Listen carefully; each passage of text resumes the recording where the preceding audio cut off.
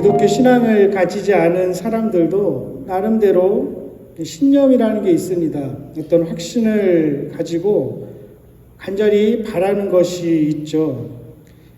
파울로 코엘료라는 소설가가 연금술사라는 책에서 이런 이야기를 합니다. 자네가 무엇인가를 간절히 원할 때 온 우주는 자네의 소망이 실현되도록 도와준다네. 여기서 많이 들어본 표현 같기도 합니다. 몇 년 전에 한 나라의 대통령이 이런 표현, 비슷한 표현을 공적인 연설에 인용하기도 했죠. 희망상 간절한 바람, 하지만 글쎄요, 하나님이 없다면 무책임한 그냥 낙관론이 아닐까, 맹목적인 그런 희망사항이 아닐까 싶기도 합니다. 우리 그리스도인들도 믿음을 가지고 있죠. 믿음의 대상이 분명합니다. 하나님을 믿습니다. 그 말은 곧 예수 그리스도를 믿는다는 말이죠. 믿는다는 그 의미에는 구약이나 신약이나 기본적으로 신실함이라는 의미가 담겨 있습니다. 하지만 충분하지 않죠. 그래서 그 믿음이 무엇인지 분명히 인식하는 것이 우리 믿는 사람들에게, 그리스도인들에게 너무나 중요합니다. 그래서 이 믿음을 이재철 목사님 같은 경우는 우리의 삶이 우리의 삶으로 이어지는 전 과정이다, 이렇게도 설명합니다. 그러면서 그분이 쓴 책들이 여러 권 있는데 그 회복의 신앙이라는 책에서 10가지 믿음의 대체어를 이야기합니다. 그리고 요즘 남자분들이 같이 이제 모임하는 그 책 성숙자반에서 또 새롭게 10가지 믿음의 대체어를 이야기하죠.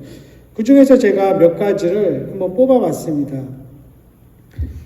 공감이 될 수도 있고 또 갸우뚱할 수도 있는데 한번 이분의 의견을 들어보시죠.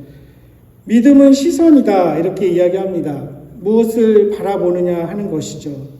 그러면서 때로는 하나님께서 이 믿음을 위해서 우리를 광야로 부르신다고 합니다. 오직 하나님만 바라볼 수 있도록, 하나님 외에 아무것도 보이지 않는 그곳, 그래서 하나님께 눈을 맞추도록 하나님이 우리의 믿음을 위해서 광야로 인도하신다. 그래서 믿음은 시선이다, 이렇게 이야기합니다. 또 믿음은 약속 어음이다. 지난주에 잠깐 말씀드렸는데 바로 이루어지지 않고 바로 받지는 않지만 마침내 받게 될 그러한 것과 같다고 하죠. 근데 거기에는 신뢰관계가 필요하다. 그래서 믿음은 기다림이다, 이렇게 이야기합니다. 그 약속은 만기일이 도래할 때까지 신뢰와 인내를 가지고 기다려야 한다는 것이죠. 그런데 아무것도 안 하고 그냥 무의도식으로 기다리는 것이 아니라 그 기다림의 시간이 하나님의 특별 훈련 기간이다 말합니다. 그 기간 동안 하나님께서 우리를 훈련시키는 것이 은혜다 이야기합니다. 그 기간 동안 우리 삶의 불순물, 교만을 제거하시는 과정이라고 하죠. 그래서 그 약속음이 만기일이 다가오는 때까지 기다리는 것은 소망과 설렘의 기다림이다 얘기합니다. 그리고 믿음은 자기 발견이다, 혹은 또 지피지기이다, 이렇게 이야기합니다. 하나님이 누군지 바로 알고 내가 누군지 바로 알 때에 새로운 믿음의 여정이 시작된다는 것이죠. 우리가 얼마나 연약한 자인지, 얼마나 죄인인지, 하지만 우리 안에 있는 그 예수 그리스도가 얼마나 보배로운 분인지, 또 그분이 얼마나 능력을 있는지 그것을 새롭게 발견하게 된다면 그것은 자기 가꿈, 자기 사랑으로 이어진다고 합니다.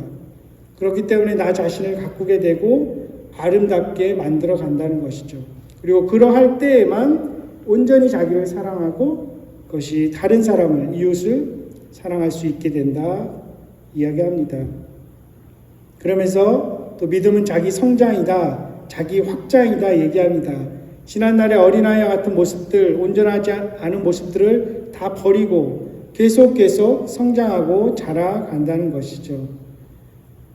그러면서 하나 이야기하는 게 공동체든 우리 주위의 사람이든 하나님께서 완제품을 주시지 않는다는 것입니다. 원석을 준다는 거죠. 그래서 그게 이제 깎여 나가는 과정들, 그러면서 한 사람 한 사람이 보석처럼 만들어져가는 그 과정을 또 이야기하기도 합니다. 그리고 믿음은 자유라고 합니다. 진리 안에서 참된 정의, 참된 사랑을 발견하게 되면 세상의 욕망의 덫으로부터 또 유혹으로부터 자유하게 된다고 하죠. 그래서 마지막으로 믿음은 삶이다. 그리고 본이다. 이렇게 이야기합니다. 그것이 믿음이 가진 사람은 삶으로 당연히 나타난다는 것이죠. 그래서 얼굴 이야기도 합니다. 얼굴의 뜻이 어리 담긴 꼴이다. 그래서 그 사람의 얼굴을 보면 그 사람의 믿음을 알 수 있다고도 이야기합니다. 그러면서 우리 그리스도인들의 삶은 본이 되어야 한다. 어떤 사람은 진면교사가 됩니다. 저 사람처럼 저렇게 살아가야겠구나. 반면에 어떤 사람은 반면교사가 되기도 한다고 하죠. 저렇게 살면 안 되겠구나. 우리가 그리스도를 본받아서 살아갈 때에 우리는 진면교사가 될 수 있다. 이런 이야기들을 쭉 하는데 오늘 그 본문 히브리서 11장 참 유명한 그런 장이죠. 믿음장이라고 합니다. 그러면서 1절에서 믿음의 정의를 내립니다. 무엇이라고 합니까? 믿음은 바라는 것들의 실상이요 보이지 않는 것들의 증거다. 유명한 구절인데 어떻습니까? 딱 와 닿나요? 이걸 읽는 순간 딱히 그렇지 않습니다. 이거 다시 읽고 한 10번, 20번 읽고 묵상하고 때로는 막 앞뒤 문맥을 이제 이게 성경 공부죠. 막 살펴보고 나아가서 뭐 원어적으로도 봐야 이게 조금 올까 말까 합니다. 그런데 한편으로 이런 생각을 합니다. 이 구절을, 이 믿음의 정의를 굳이 명쾌하게 해석해내지 않아도 무방할 수도 있습니다. 이 구절을 정확하게 주의하지 않아도 괜찮지 않을까 싶은 이유가 너무나 감사하게 이 구절 이후에 보면 믿음의 사람들의 리스트가 쭉 나옵니다. 그래서 믿음이라는 것이 이렇구나. 아주 짧은 평가이지만 이렇게 살아가는 것이 믿음의 삶이구나 알게 되죠. 그래서 그레시어라는 그 독일의 신학자가 이런 이야기를 했습니다. 믿음이라는 단어가 한 사람의 삶이 아니라 학문적인 용어가 되어버렸다. 이렇게 안타까워져. 믿음이라는 게 그냥 삶을 보면 나타나는데 이것을 굳이 해석해야 되는 그런 안타까움을 이야기합니다. 이 11장에 굉장히 많은 믿음의 사람들의 리스트가 쭉 열거되는데 저는 오늘 그 중에서 그 6부류의 사람들 그 믿음의 모습을 한번 같이 살펴보고자 합니다. 첫 번째는 아벨입니다. 아벨은 최초의 인류인 아담의 아들 중에 한 명이죠. 믿음으로 아벨이라고 이렇게 쭉 나오지 않습니까? 근데 이 아벨의 특징이 무엇이었습니까? 형 가인보다 더 나은 제사를 드렸다고 했습니다. 창세기 4장에 보면 형 가인과 아벨의 제사가 비교해서 나오죠. 가인은 땅의 소산으로 제물을 삼아서 하나님께 제사를 드렸습니다. 이거 좀 더 이제 파보면 그냥 이렇게 땅에 그 곡식을 그냥 드렸다. 그 의미보다는 그가 농사에서 거둔 그 소산물 중에 그냥 아무 것이나 일부를 하나님께 드렸다는 의미입니다. 그 반면에 아벨은 창세기 4장 4절에 보면 양의 첫 새끼 그리고 그 기름으로 하나님께 제사를 드렸다 이렇게 되어 있습니다. 그가 가지고 있는 것 중에서 가장 귀한 것으로 제물을 삼아서 하나님께 제사를 드린 것이죠. 근데 그렇다고 하더라도 굳이 곡식으로 제사를 드렸다고 하나님이 안 받으셨을까? 그렇게 해석하기에는 무리가 있습니다.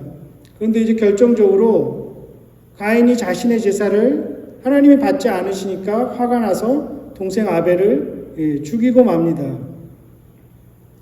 하나님께서 화가 난 가인에게 이렇게 말씀하시죠. 여호와께서 가인에게 이르시되 내가 분하여함은 어찌 됨이며 안색이 변함은 어찌 됨이냐. 너가 선을 행하면 어찌 낯을 들지 못하겠느냐. 선을 행하지 아니하면 죄가 문에 엎드려 있느니라. 죄가 너를 원하나 너는 죄를 다스릴지니라. 가인의 문제점은 어떤 그 제사를 드리는 그 품목의 문제가 아니고 삶의 자세의 문제였다는 거죠. 그래서 요한일서 3장 12절에도 이렇게 되어 있습니다. 가인같이 하지 말라. 저는 악한 자에게 속하여 그 아우를 죽였으니 어떤 연고로 죽였느냐? 자기의 행위는 악하고 그 아우의 행위는 의로움이라. 삶이 온전하지 않았기 때문에 하나님께서 그 제사를 받지 않으신 겁니다. 가인은 믿음의 사람이 아니었던 거죠. 참 놀랍죠. 하나님이 계신 걸 알았기 때문에 제사도 드렸는데 믿음의 사람이 아닌 것이죠. 심지어 아까 그 창세기 기사처럼 하나님과 대화까지 하는 그런 관계였는데도 우리는 가인을 믿음의 사람이라고 하지 않습니다. 귀신들도 하나님의 존재를 믿고 예수가 누구인지 알지만 우리는 귀신들이 예수를 믿는다고 말하지 않죠. 하나님은 삶이 온전한 사람, 그 사람이 믿음이 있는 사람이고 그 사람에게 그 사람의 예배를 제사를 받으신다는 걸 알게 됩니다. 그리고 히브리서에서 주목할 수 있는 것은 아벨은 이 땅에서 그렇게 죽었지만 그의 행위가 지금도 말하고 있다는 것입니다. 이미 이 세상을 떠났지만 그 아벨의 이야기가 그 시대 당시 1세기 히브리인들에게 뿐만 아니라 2000년이 지난 이 땅에 이 시대 우리에게도 계속 그 믿음의 행위를 말하고 있다는 것이죠. 아벨은 비록 이 땅에서는 형편없는 보상을 받았습니다. 그렇게 억울하게 죽었지만 그의 보상은 지금도 이루어지고 있고 이후에 더 온전하게 이루어질 것입니다. 그것이 믿음의 사람의 삶과 죽음이죠. 이 두 번째로는 이제 에녹입니다. 에녹은 창세기 5장에 등장하죠. 창세기 5장이 보면 좀 다소 지루한 족보들이 쭉 이어집니다. 그 속에서 그 에녹의 평가가 이렇게 반짝 이렇게 보석처럼 빛나고 있습니다. 창세기 5장 24절에 에녹이 하나님과 동행하더니 하나님이 그를 데려가심으로 세상에 있지 아니하였더라. 그리고 오늘 히브리서에서 에녹을 어떻게 평가합니까? 우리 함께 이 구절 읽어보겠습니다. 시작. 이름으로 에녹은 죽음을 보지 않고 옮겨졌으니 하나님이 그를 옮기심으로 다시 보이지 아니하였느니라. 그는 옮기시기 전에 하나님을 기쁘시게 하는 자라 하는 증거를 받았느니라. 믿음이 없이는 하나님을 기쁘시게 하지 못하나니 하나님께 나아가는 자는 반드시 그가 계신 것과 또한 그가 자기를 찾는 자들에게 상 주시는 이심을 믿어야 할지니라. 예, 우리가 찬양했던 그 가사와 같이 보면 그는 하나님을 기쁘시게 했습니다. 그게 어떻게 기쁘시게 했습니까? 늘 동행했던 거죠. 늘 하나님이 함께 하시다는 것을 인식한 거죠. 그것이 하나님을 기쁘시게 한 것이고 그것이 믿음의 행위라는 것입니다. 창세기에 보면 에녹이 65세에 아들을 낳죠. 누구입니까? 무드셀라. 인류 역사상 가장 오래 산 사람이죠. 969세인가요? 그 65세에 무드셀라를 낳고 그 이후에 보면 300년 동안 하나님과 동행했다고 합니다.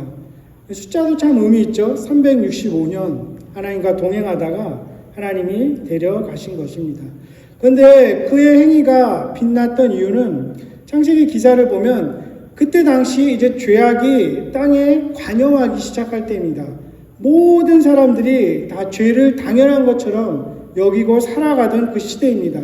근데 에녹은 그때 하나님과 동행했기 때문에 하나님이 뭘 싫어하시는지 하나님이 무엇을 기뻐하시는지 알았던 것이죠. 우리가 부부간에 또 자녀들 같이 살다 보면 숨소리만 들어도 알지 않습니까? 뭘 원하는지, 무엇을 싫어하고 무엇을 좋아하는지. 그럼 그렇게 하나님과 동행했기 때문에 죄악이 만연한 시대에서도 하나님이 싫어하시는 것, 하나님 기뻐하시는 것을 구별해 낼 수 있었던 것입니다. 아벨은 죽음 이후에 그의 믿음의 보상을 받았죠. 하지만 에녹은 죽음을 보지 않고 하나님이 데려가셨습니다.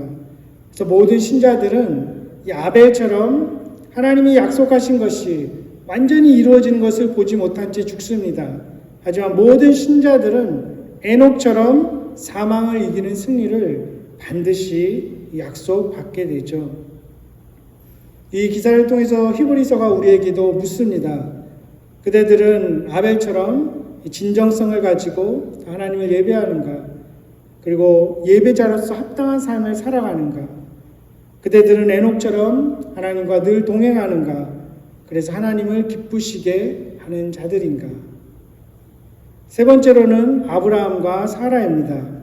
이 아브라함과 사라, 물론 그 순종, 그 믿음의 대명사이고 그 아들을 이삭을 바친 그런 이야기가 있지만 여기서 조금 더 초점을 맞추는 것은 무엇이냐면 그는 약속을 받았습니다. 하지만 이 땅에서는 그가 땅을 실제로 얻지는 못했습니다. 그는 거처를 정할 수 없는 유목민의 삶을 계속 살아갔죠.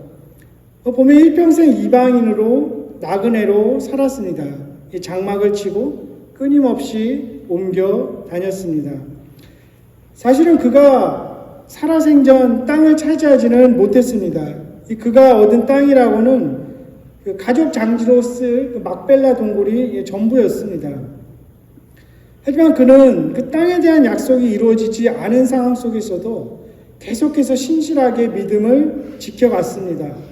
왜 그럴 수 있었습니까? 히브리서 10절 또 11절 말하는 것처럼 하나님이 계획하시고 지으실 그 성을 바라보았기 때문입니다. 이 땅의 유한함이 아니라 영원한 능력과 무한한 지혜로 지은 그 하나님의 지으신 그 도성을 바라보았기 때문이죠. 이것을 12장 28절에서는 흔들리지 않는 나라다 이렇게 표현합니다. 그 나라를 바라보았기 때문에 아브라함은 이 땅에서 비록 땅을 얻지 못했지만은 계속 믿음의 길을 걸어갈 수 있었습니다. 이 땅이 영원히 머무를 초소가 아니라는 것을 알았죠.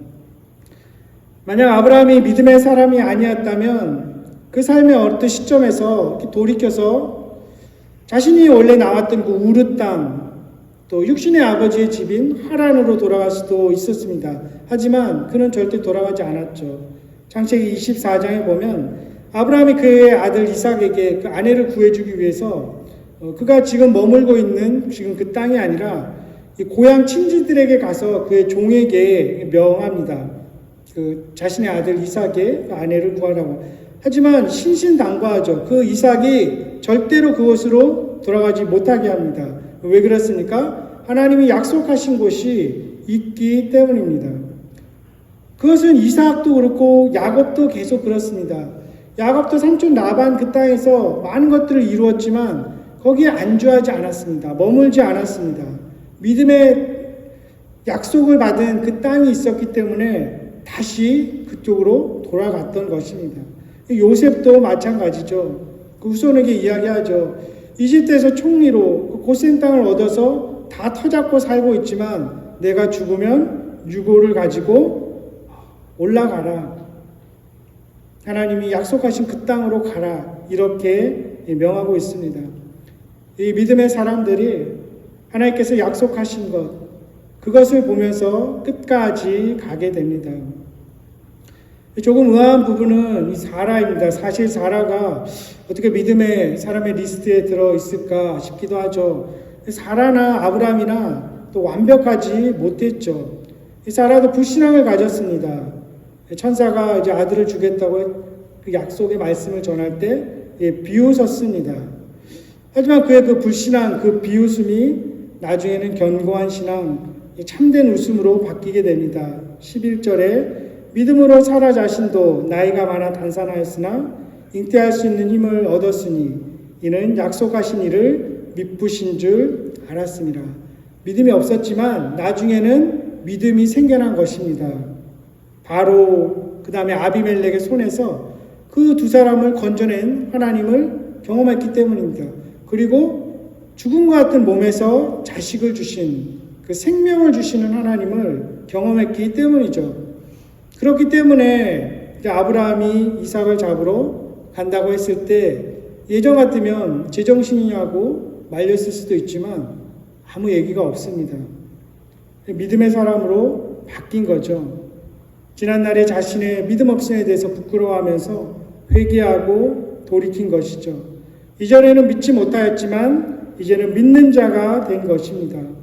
마침내 신실하고 견고한 믿음을 소유하게 된 것입니다. 사람들은 누구라도 처음에는 이 하나님 말씀의 성경에 대해서 의심으로 시작할 수 있지만 마침내 확실한 믿음으로 자신의 삶을 마칠 수 있어야 할 것입니다. 이 가정을 보면 어떻게 보면 다 깨진 가정입니다. 아브라함도 그렇고 이삭과 아내 리브가도 야곱을 편애하죠.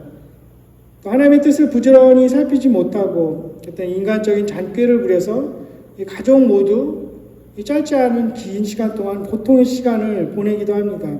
하지만 그 가운데서도 하나님은 약속을 이루어 가시죠. 그리고 치유하시고 또 회복하시는 그 능력의 하나님, 그리고 다시 믿음의 사람으로 바꾸시는 하나님의 능력을 우리가 보게 됩니다. 네 번째는 히브리인들의 그 위대한 지도자, 그 모세의 부모인 아므람하고 요게벳입니다. 히브리인들이 많아지니까 바로가 이제 모든 아이를 죽이라고 명령을 합니다. 그때 이 모세의 부모가 3개월 동안은 모세를 숨겨서 키웠지만 더 이상 키울 수 없게 됩니다. 그래서 갈대 상자에 넣어서 나일강에 띄어보내죠. 자신들이 할 수 있는 그 최선의 방법이었습니다. 요게벳의 노래라는 그 노래를 아시는 분도 있겠지만 그 가사에도 나오죠. 그 아이의 눈을 맞추면서 또 얼마나 울었을까요? 그냥 이제 정처 없이 떠나 보내는 것입니다. 그리고 너의 삶을 이제 하나님께 맡긴다는 것이죠. 그 후에 일어날 일은 하나님께 맡기는 것. 그것이 믿음입니다.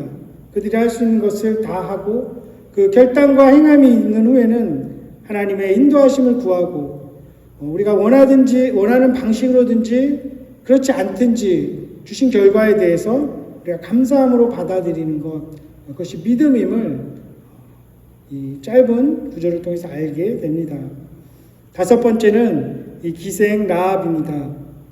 이 기생 라합은 여리고성을 이스라엘 민족이 정복할 때에 정탐꾼들을 숨겨두었죠. 그 여리고성에서 안전하게 빠져나갈 수 있도록 도운 그 행위가 믿음의 행위라고 합니다. 그는 발각되었으면 그 자신뿐만 아니라 가족들이 다 죽임을 당했을 텐데 그들보다 하나님을 더 두려워한 것이죠. 그것이 믿음의 행위고 야고보서에서도 그것을 의롭다고까지 이야기합니다.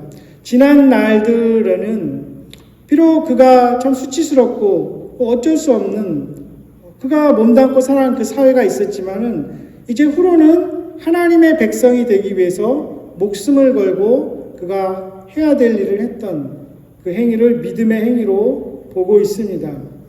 그래서 그녀는 마태복음 1장에 예수님의 족보에도 이름을 올리게 되죠.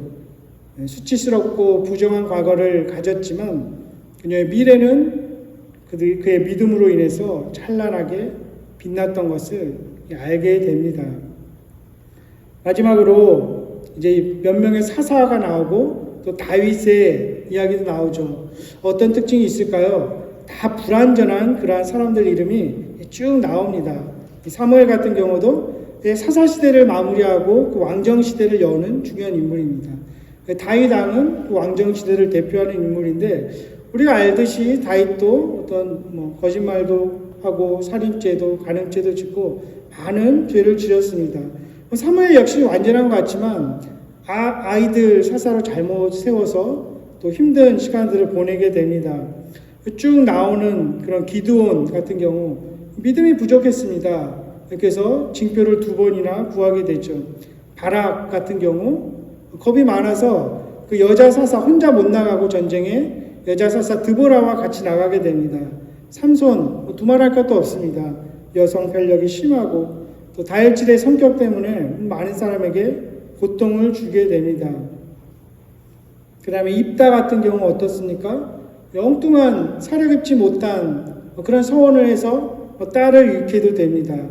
또 판단력이 떨어져서 동족이 4만 명 이상이 죽는 그러한 일들도 이 사사기에 나오게 됩니다. 이들 모두 독자들처럼 그리고 이 믿음의 사람들처럼 그리고 우리들처럼 하나님의 은혜와 용서가 필요한 사람들입니다. 믿음의 사람들이라고 완전 무결하고 전혀 흠이 없는 사람들이 아닙니다. 연약함과 허물에도 불구하고 스스로 낙심하고 포기하는 것이 아니라 다시 일어나서 하나님의 은혜와 용서를 구하는 것, 다시 하나님을 신뢰하면서 믿음의 여정을 가는 사람들, 믿음의 사람들이죠. 그리고 그러할 때 하나님께서 은혜를 다시 베푸십니다. 이 특별히 삼손에 대한 사사기 16장 21절, 22절 말씀 이렇게 되어 있습니다. 블레셋 사람들이 그를 붙잡아 그의 눈을 빼고 끌고 가사에 내려가 놋줄로 매고 그에게 옥에서 맷돌을 돌리게 하였더라. 그의 머리털이 밀린 후에 다시 자라기 시작하니라. 이 두 구절에서 수치스럽기 짝이 없는 그 죄의 결과로 인한 그 삼손에게 다시 기회를 주시고 다시 시작하게 하시는 하나님, 새롭게 하시는 그 하나님의 은혜와 능력을 봅니다. 새롭게 믿음의 여정을 걷게 하시는 그 하나님을 우리가 보게 됩니다. 그 하나님의 약속을 붙들고 모든 믿음의 사람들이 끝까지 그 길을 갔던 것입니다.